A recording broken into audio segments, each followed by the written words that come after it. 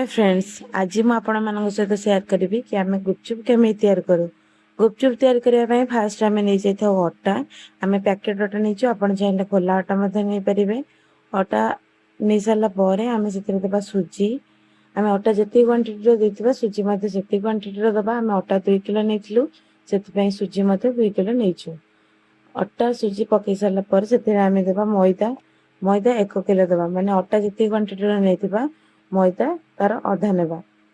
मैदा दे सारापर आम से पकईदे सोडा।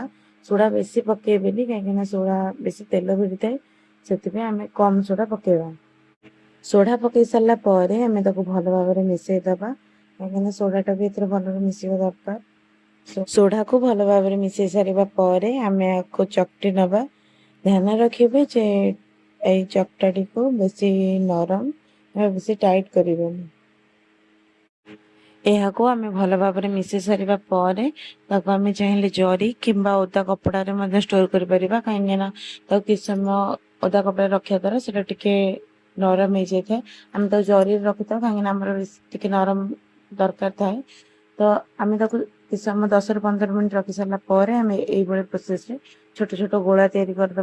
गोला तैयारी कर सारापर आमर चापा अच्छी जो कि आम चापी छाणु। आप चाहिए बेलिकी छाणी पारे। जदि आम गुपचुप तैयार करने प्रोसेस आपको भल लगी थाए तेज लाइक कमेंट एंड सब्सक्राइब निहाती करेंगे। रही जय माँ चर्चिका।